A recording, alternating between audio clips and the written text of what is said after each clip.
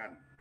Sejauh ini pendidikan diyakini sebagai suatu tempat atau wadah yang diharapkan untuk menumbuhkan rasa kemanusiaan, identitas, dan karakter bagi setiap individu dalam mengekspresikan kehidupan berbangsa. Kecenderungannya sekarang, Prof, kampus yang merupakan lembaga perguruan tinggi yang memiliki misi untuk menjalankan tridharma perguruan tinggi, pendidikan, penelitian, dan pengabdian pada masyarakat, malah seakan berubah fungsi menjadi pabrik yang menciptakan mahasiswa yang homogen, memiliki cara pikir, tingkah laku, karakter yang sama, tidak peka terhadap persoalan sosial yang terjadi. Ada pelarangan ini, pelarangan itu, pembatasan ini, pembatasan itu, dan segala bentuk otoritarian kampus lah. Yang ini mungkin muncul dari faktor kepemimpinan. Bagaimana menurut pendapat Prof terhadap kesan ini? Terima kasih Adinda. Pendidikan adalah rekayasa sosial. Social engineering yang paling efektif untuk mengubah suatu bangsa.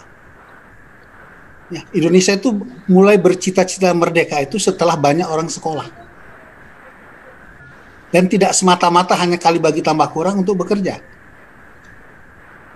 Tapi untuk membuka wawasannya. Nah, oleh sebab itu sebenarnya perguruan tinggi tidak salah juga kalau menyiapkan tenaga kerja. Tapi harus ada keseimbangan. Kita juga harus menyiapkan intelektual, pemikir-pemikir, yang berpikir. Karena pendidikan adalah transfer of value dan transfer of knowledge. Perguruan tinggi itu mempunyai pendidikan itu punya 3 strategi, DIK-JARTIH, pendidikan, pengajaran, dan pelatihan. Pendidikan itu afektif, pengajaran itu pengetahuan, pelatihan itu keterampilan. Kita sudah ada jurusan, ada yang dikatakan akademik, ada yang dikatakan vokasi, ada yang dikatakan profesi. Nah, tetapi semua mau disamakan. Kita membuat berbeda, tapi kita samakan. Kalau yang vokasi disiapkan untuk menjadi tenaga kerja, just go ahead. Tapi kita juga perlu pemikir, perlu penemu. Ada iklan kamera yang sekarang sudah mati karena muncul kamera digital ya. Lebih bagus menjadi pelopor daripada menjadi pengekor. Adinda, saya adalah penulis modul kearifan lokal dan keunggulan lokal. Tadinya hanya kearifan lokal, tapi saya usulkan supaya juga membahas keunggulan lokal. Kita selalu minder wardah. Kita mengatakan kita tertinggal, Kenapa? Karena kita jadi pengekor. Sebelum bangsa barat datang, apa tidak ada teknologi di Indonesia? Borobudur itu adalah teknik sivil yang tidak kalah dengan civil engineering dari barat. Anda tahu, 200 tahun itu dibangun. 200 tahun, berapa raja, tapi berkontinu. Karena sudah ada sistem manajemen proyek. Cuma masalah kita kan tidak terbiasa dengan tulis-menulis. Kita lebih banyak rahasia-merahasia. Itu pula perilaku kita yang kadang-kadang kurang bagus. Ingin paling pintar sendiri ya. Nah, ini yang kelemahan kita. Sehingga kita tidak bisa menurunkan ilmunya. Nah, Anda tahu Kamadatu, fondasi Borobudur itu pernah ambles. Diperbaiki tanpa membongkar Borobudur. Coba bayangkan. Tapi itu kita tinggalkan karena ketika Barat datang, dibawalah ilmu-ilmu Newton. Kita belajar ke sana, mengekorlah kita. Yang namanya mengekor tertak di belakang lah, Dek. Coba kita lihat Cina. Kedokteran Barat datang, tidak menghabiskan, tidak menghentikan kedokteran lokalnya. Fakultas kedokteran di sana menghasilkan 2 dokter. Dokter Barat, kesehatan Barat, dan dokter kesehatan lokal tradisionalnya. Kenapa tidak? Kita semua menyalahkan jamu, kita bilang salah kerokan, kita bilang salah. Teman saya dokter masuk angin di kerok baru sembuh dia. Dia dokter. Nah, jadi kita senang menjelekkan kita sendiri. Nah, perilaku seperti ini harus ditanamkan sampai ke perguruan tinggi. Nah, membangun pendidikan itu harus punya visi, punya filosofis. Jangan apa yang kata orang Barat kita ikuti semua. Kita yang paling tahu tentang kita. Oke deh. Jadi itulah pulangnya Muhammad Hatta, pulangnya Syahrir dari Eropa, sekolahnya Soekarno di ITB, dan lain-lain. Itulah yang menginspirasi kita perlu merdeka ini. Dan salah satu yang ditanamkan dalam preambel ya, pembukaan, rohnya Undang-Undang 45 adalah mencerdaskan kehidupan bangsa. Mencerdaskan, bukan menterampilkan. Mencerdaskan. Ya. Wah, ini yang kadang-kadang salah kita.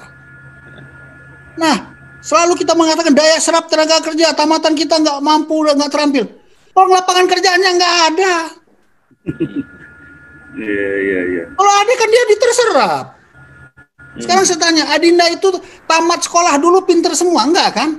Ya, tidak. Kalau tamat kita cari-cari sendiri. Iya, betul. Tapi sudah terbentuk sikap how to learn, bagaimana kita belajar mencari ilmu. Ya, nanti bisa tanamkan itu. Oleh sebab itu kita harus seperti semua dosen-dosen. Nah, ini jangan hanya kampus Merdeka dan mereka belajar, juga dosen Merdeka. Bagaimana? Dosen Merdeka harus kreatif, Adinda. Oke. Aku langsung lanjut aja nih ya. Lanjut. Harus punya kreativitas. Ingat ceramah saya di Batam tempo hari. Instructional leadership. Iya. Leadership itu harus sampai pada dosen. Kepemimpinan punya tanggung jawab sendiri. Sama dengan guru ngaji, sama dengan guru sekolah minggu. Adinda pinter ngaji tidak dari guru agama di sekolah, tapi guru ngaji di kampung. Guru ngaji di kampung itu cita-citanya ada ketika mengajar. Kurikulumnya di hatinya, tidak hanya di kepalanya. Tidak ada anak ngaji yang tidak bisa wudhu. Ada standar kualitasnya, total kualitinya ada. Konsisten dia. Dia sudah tahu kalau anak umur 12 tahun harus bisa sholat. Harus bisa wudhu. Harus bisa baca Quran. Minimal 3 ayat. 3 surat. Al-Fatihah dengan kul. Paling tidak lah kan. Iya. Siapa yang mengukur? Bukan Dirjen Dikti. Gurunya sendiri.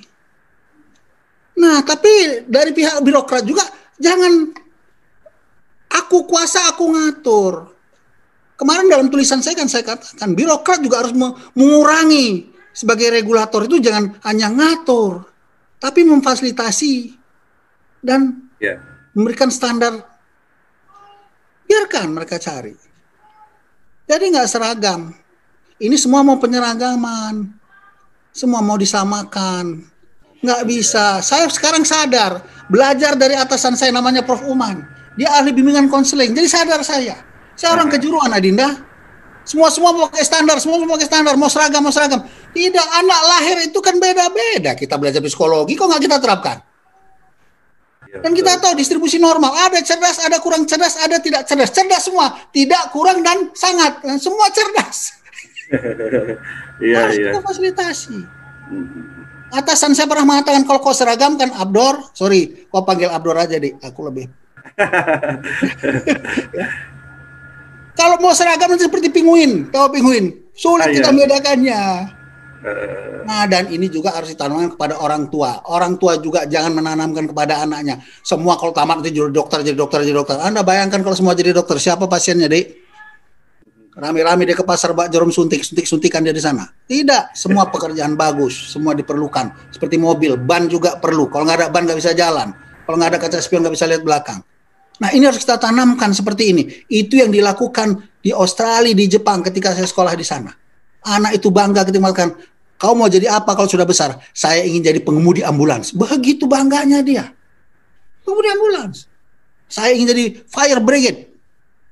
Pemadam kebakaran. Jadi pahlawan. Nah, jadi jangan main seragam-seragam. Dunia ini beraneka.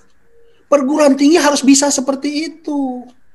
Nah, kan kita buat ada mata kuliah pilihan dan sebagainya. Tapi seperti tabungan zaman tahun 60, tabungan wajib. Sumbangan wajib, sumbang kok wajib. Nah, ini republik ini. Ini harus kita rubah. Terlalu banyak ngatur. Mau seragam-seragam saja semua. Perguruan tinggi itu kan puncak dari pendidikan. Ya, puncak dari pendidikan. Sarjana, punya kematangan, punya kemandirian. Itu yang perlu kita bentuk. Ya, kita belajar 20 mata kuliah, misalkan. Nggak mungkin kita pinter semua.